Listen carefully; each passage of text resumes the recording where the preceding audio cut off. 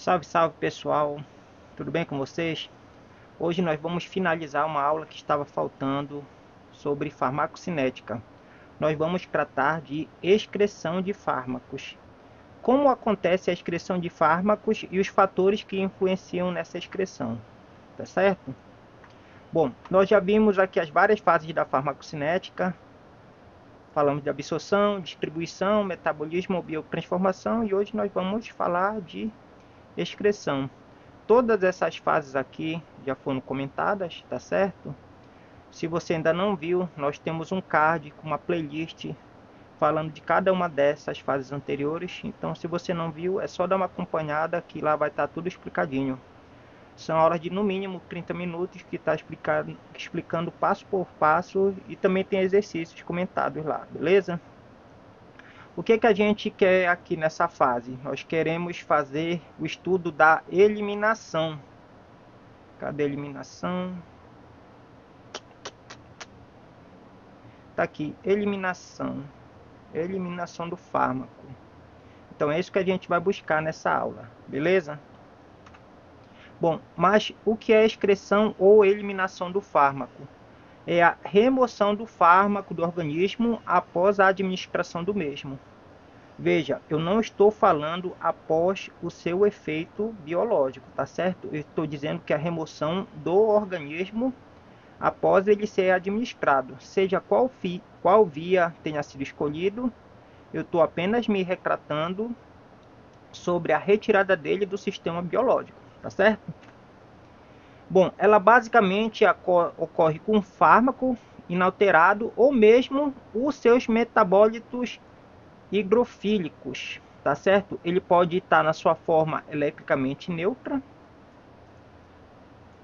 ou então está na forma ionizada, tá certo? Que nós podemos associar a estar higrofilicamente associado, tá certo? Está uma forma higrofílica, que tem preferência à água. Se for eletricamente neutro, você sabe que a maior chance é dele ser reabsorvido, mas também há a possibilidade dele ser excretado de forma inalterada, tá certo? Aqui a gente fala que se for lipofílico, fármacos ou eletricamente neutro, ele tem a maior chance de ficar armazenado na fase oleosa do corpo, seja nos óleos ou gorduras do corpo, tá certo? Ou nas membranas celulares, tá certo? Tudo isso serve como depósito para fármacos eletricamente neutros, beleza? Bom, mas quais são as vias de excreção? Nós temos algumas vias de excreção que a gente pode considerar, mas tem pelo menos algumas que são irrisórias. Por exemplo, as vias de excreção irrisórias, leite materno, suor, lágrima, isso são de importâncias irrisórias, porque as principais vias de excreção vão ser a renal, que é a principal via, e a excreção entérica, através da recirculação enterohepática, ou mesmo a excreção entérica por conta do fármaco nem mesmo ser absorvido ali no intestino, beleza? Mas as principais são essas: renal e entérica, de forma secundária, beleza? Bom, via entérica, ela tem basicamente a importância na recirculação enterohepática. Por quê? Nós temos um sistema de transporte que é o sistema portal. Esse sistema portal faz uma interconexão do intestino com o fígado com o intestino. Então, o fármaco vai ser absorvido, vai ser jogado para o fígado, tá certo? O fígado metaboliza esse fármaco, ou às vezes nem tem a chance de metabolizar o fármaco, e ele vai devolver outra vez o fármaco para o intestino, seja na sua forma ionizada ou sua forma neutra. Mas aqui na recirculação enterohepática, o fármaco ele sofre esse metabolismo e é devolvido para o intestino, onde ele pode ser excretado, tá certo? Via de regra, você tem a utilização de transportadores iônicos, seja ele de cátions ou de íons, mas basicamente são transportadores iônicos, tá certo? Então, você tem esse tipo de mecanismos para fazer o transporte do fígado de volta para o intestino. Beleza? Qualquer dúvida, só deixar nos comentários que a gente responde. Bom, a principal via é a via renal, onde nós vamos fazer a eliminação desses fármacos. A via renal, ela tem umas pequenas nuances que a gente tem que entender. Basicamente, a gente tem aqui, por exemplo, a cápsula de Bowman, e onde tem o glomérulo renal. O que acontece? Esse glomérulo renal, ele tem pequenas fenestrações, tá certo? Então, basicamente, esse vaso é fenestrado. Então, quando o fármaco passa através desse glomérulo, por conta do seu tamanho, ele vai acabar sofrendo uma passagem dessa veia altamente fenestrada para a cápsula de Bowman, que vai formar aquele glomérulo, tá certo? Então, a partir daqui, já começa a fazer a formação da urina, tá certo? E com isso, essa urina vai carregar esse fármaco. Se ele estiver eletricamente neutro, a maior chance é que em alguma parte desse glomérulo ele seja absorvido. Agora, se ele estiver ionizado, seja positivamente, seja negativamente, tá certo? Ele não consegue ser novamente reabsorvido, a menos que você tenha a utilização de um transportador iônico para que isso aconteça. O que a gente leva em consideração para fazer essa filtração, essa depuração? Nós chamamos de clearance renal, ou então em português em depuração renal, tá certo? Ele vai levar em consideração a concentração urinária, que nada mais é do que aquele plasma que foi altamente filtrado, caiu aqui nessa cápsula e foi atravessando o glomérulo para formar urina, tá certo? A velocidade que esse fluxo urinário atravessa esse glomérulo e a concentração plasmática desse fármaco. Então nós levamos em consideração três quesitos: concentração urinária, velocidade desse fluxo urinário e concentração plasmática desse fármaco, tá certo? Então, para o clearance ou depuração renal, nós levamos em conta estas três variáveis, tá certo? Bom, uma pequena nota: o cálculo da depuração renal, que é aplicado para fármacos, também pode ser aplicado para a depuração de metabólitos bioquímicos corporais, que também serve como parâmetros da depuração renal.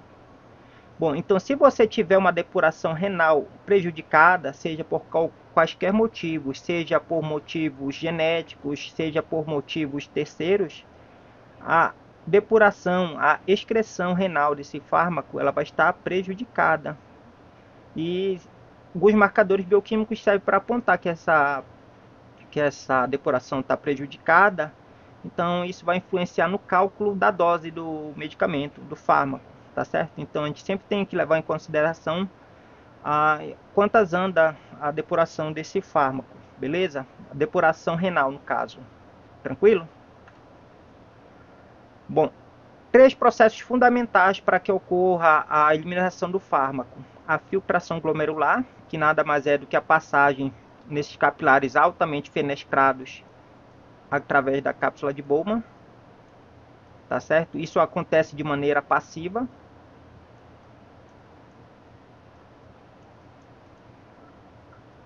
Acontece que, por mais que seja passiva, você tem um sistema de pressão, onde aqui é uma pressão X e aqui uma pressão Y, sendo que a diferença de pressão entre esses dois fluxos, que se trata da mesma via, vai acabar forçando a filtração. Então essa filtração glomerular, ela é forçada por conta da diferença de pressão entre o ponto X e o ponto Y, tá certo? Nós também temos secreção tubular ativa. Então, os túbulos renais, eles vão acabar secretando de forma ativa. Aqui, olha, túbulo proximal, túbulo distal, a alça de Henle, o duto coletor, túbulo coletor, o duto coletor e o canal colédoco, tá certo? Só que o que nos interessa aqui é a secreção tubular ativa. eles vão acabar secretando fármacos, de preferência na forma ionizada, levando para isso, utilizando para isso transportadores iônicos, sendo que nós temos que levar em conta a reabsorção tubular passiva. Nesses túbulos, nós podemos ter a reabsorção. Se for fármacos eletricamente carregados, nós vamos precisar dos transportadores iônicos. Mas se for fármacos eletricamente neutros, esses fármacos eletricamente neutros, ele atravessa livremente através da membrana celular, tá certo? Então ele atravessa sem a necessidade de transportadores iônicos. Tranquilo? Então são esses três mecanismos que nós temos que ter em conta na depuração renal: filtração glomerular, secreção tubular ativa, reabsorção tubular passiva, tá certo? Então lembremos sempre disso. Agora, nós temos que sempre ter em mente que alguns fármacos vão atrapalhar a filtração glomerular e alguns fármacos também vão atrapalhar a secreção tubular ativa. Então, tudo isso nós temos que entender antes de fazer algum regime terapêutico, tá certo? Porque a maioria das interações acontece em nível farmacocinético, então tem que ficar ligado nisso, beleza? Aqui falando mais uma vez que os capilares glomerulares são naturalmente fenestrados e que tem que ter um certo peso esse fármaco para que eles possam ser filtrados. Então, se o fármaco for muito grande, ele não vai conseguir ser filtrado, tá certo? Então, é basicamente isso que fala esse slide aqui. Se for muito grande, ele começa a se acumular aqui no leito vascular, tá certo? No leito capilar, no caso. Então, isso aqui é um princípio de formação de cálculos renais, tá certo? Então, tem que levar em consideração isso. Também tem que ver o fluxo urinário. Enfim, são várias coisas que levam à formação de certos precipitados, formação de cálculos e etc. Beleza? Então, ficar ligado nisso aí. Bom, a secreção tubular ativa, nós já demos uma explanada. Ela acontece através de transportadores que pega o fármaco do lado A e vai jogar para o lado B, que no caso é o lúmen do glomérulo renal, tá certo? Então ele vai pegar esse fármaco que normalmente está ionizado e vai jogar do lado A para o lado B. E se ele está ionizado, ele não tem como retornar, porque precisa de um transportador. E esse transportador normalmente é unidirecional, ele é sem porte, tá certo? Como a gente fala na biologia celular. Então ele só joga para um fluxo direcional, então não tem como esse fármaco voltar. Então esse é um dos mecanismos que o corpo utiliza para fazer a depuração, a eliminação, a excreção de fármacos transportadores iônicos, tá certo? Reabsorção tubular, a gente já sabe, fármacos eletricamente neutros, eles não vão ter cargas elétricas associadas que impeçam a sua reabsorção. Então, eles atravessam livremente a bicamada lipídica, indo parar para o intestício. O intestício renal, tá certo? Via das vezes, se tiver algum capilar sanguíneo ali perto, ele pode ser até reabsorvido por esse capilar. Mas o fato é que na sua forma eletricamente neutra, ele se difunde através da membrana celular desse glomérulo renal, beleza? Então, eletricamente neutro, você sabe que tem a passagem através desse glomérulo. Bom, aqui alguns fármacos ele vai ter sua excreção dependente da eliminação renal. Então, necessariamente você tem que fazer uma monitoração terapêutica, sendo que esses transportadores eles têm um limite de secreção. E às vezes o fármaco A ele satura esse transportador. E se você tem um fármaco B que precisa ser eliminado, então vai ser uma competição por esse transportador, tá certo? E se não tiver como deslocar esse fármaco A do transportador, você vai ter um acúmulo desse fármaco B, né? Então você tem a risco de formação de cálculos também, risco de intoxicação, etc e tal. Então tem todos esses problemas. Então aqui alguns exemplos de fármacos, tá certo? Não vou ficar me atendo caso a caso. Você dá um print aí depois dá uma olhada. Qualquer dúvida ou pequenas correções ou imprecisões que tenha acontecido na aula, dá uma escrevidinha aqui nos comentários que a gente faz essa correção, beleza? Bom, a influência do pH urinário na excreção renal. Nós já falamos que os fármacos podem ser ácidos fracos ou bases fracas, tá certo? Cadê? Bases fracas, tá certo?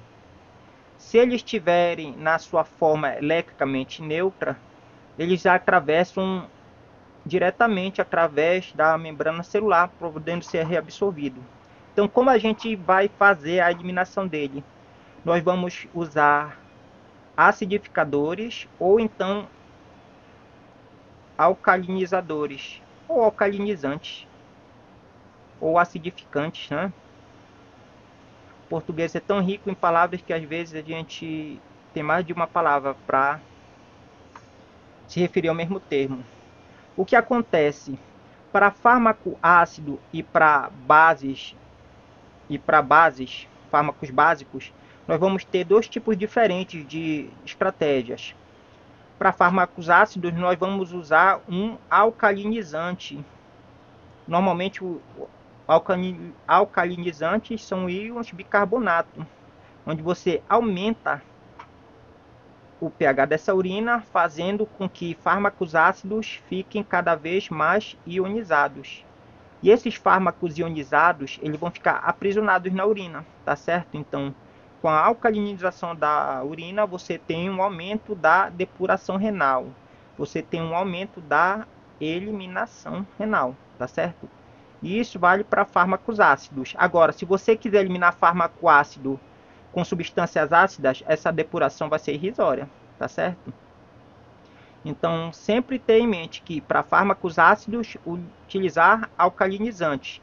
Agora, se você tiver uma base fraca, seja por intoxicações acidentais, recreativas ou propositais, você tem que usar, para fazer a excreção desse fármaco, um acidificante. Esse acidificante normalmente é a vitamina C, o ácido ascórbico. Você diminui o pH dessa urina, tá certo? Então você vai ionizar esta base e essa base ela vai ser aprisionada na urina. Com a base aprisionada na urina, você tem a eliminação desse fármaco básico, tá certo? Esse gráfico mostra aqui. No caso, foi administrada uma anfetamina e mostrou que a resposta psicológica era tão maior quando você tentava fazer a eliminação dela com fármacos básicos, porque a urina, a concentração plasmática ficava alta quando você alcalinizava a urina. Você não conseguia ionizar o fármaco, então ele ficava no seu corpo provocando uma alta resposta biológica, tá certo? Assim como uma concentração plasmática elevada, onde você não conseguia fazer uma eliminação urinária grande com fármacos básicos. Agora, para esse fármaco básico ser eliminado, você começava a fazer uma acidificação da urina. Então a eliminação era bem maior com a acidificação. O fármaco básico ficava ionizado, passava para a urina já ionizado e lá ficava aprisionado. Então a eliminação urinária era bem maior quando você acidificava esta urina para o fármaco básico. Beleza? Tranquilo? São duas estratégias clássicas para a eliminação de fármacos, seja por intoxicação acidental, recreativa ou proposital. Beleza? Bom, o fármaco pode alterar a excreção renal de outro fármaco, isso nós já falamos também. Mas de que forma nós vamos conseguir fazer isso? Você faz alteração de ligação a proteínas plasmáticas. No caso aqui nós temos a albumina como principal representante, né? Nós sabemos que a albumina tem sítios em seu interior e o fármaco pode se ligar aqui. Agora, se você pega o fármaco A e está ligado aqui, você pode deslocar ele com o fármaco B, se tiver em maior concentração. Então, o fármaco B tira o lugar do fármaco A e o fármaco aumenta a sua concentração plasmática, aumentando os seus efeitos biológicos, sendo que esses efeitos biológicos podem provocar até risco de toxicidade, beleza? Então, a gente pode fazer o deslocamento pelo aumento da concentração de fármacos competidores por essas proteínas plasmáticas, tá certo? Isso, logicamente, vai impactar a filtração glomerular, porque você vai ter mais fármaco para ser filtrado, coisa que não era calculado para uma certa dose. Então, a filtração glomerular vai estar impactada. Sendo que nós já falamos também que alguns fármacos inibem a secreção tubular. Então, a secreção tubular, que permite a passagem do fármaco de um lado para o outro, que acabar fazendo a formação da urina, ele vai estar bloqueado. Então, tem certos fármacos que bloqueiam essa secreção tubular. Então, para isso, você também tem que fazer uma leitura prévia do fármaco que você utiliza, para saber se ele inibe ou não a secreção tubular e se tem algum regime terapêutico concorrente. E alteração do fluxo urinário, pH urinário. Fluxo urinário nós alteramos pela ingestão hídrica, tá certo? Sendo que a fisiologia renal deve estar em perfeito estado. Se não tiver, isso vai ter que ser feito um reajuste de dose. E o pH urinário que a gente falou ainda há pouco, tá certo? Então esses mecanismos todos nós já falamos, estamos só reforçando agora, beleza? Aqui, interação de medicamentos por alteração na excreção dos fármacos. Tem uma série de fármacos. Não vou ficar me prendendo a isso, mas você dá um print aí na tela, dá uma olhada com cuidado, tá certo? Todos eles vão alterar a secreção tubular renal, tá certo? Isso vai afetar a farmacocinética de terceiros fármacos. Então dá uma olhadinha, que isso aí vai dar uma ajudada, beleza? O fluxo urinário aumentado vai implicar em maior excreção de água. A gente vai relacionar isso a uma maior quantidade de urina, maior quantidade de ureia excretada, de ácido úrico, tá certo? A reabsorção tubular aumentada de alguns fármacos, se for fármacos electricamente neutros, a reabsorção tubular vai estar aumentada porque passa uma maior quantidade de fármacos, ele vai voltar para o nosso organismo através da reabsorção tubular, tá certo? E a excreção aumentada de cátions e ânicos, que nada mais é do que fármacos electricamente neutros,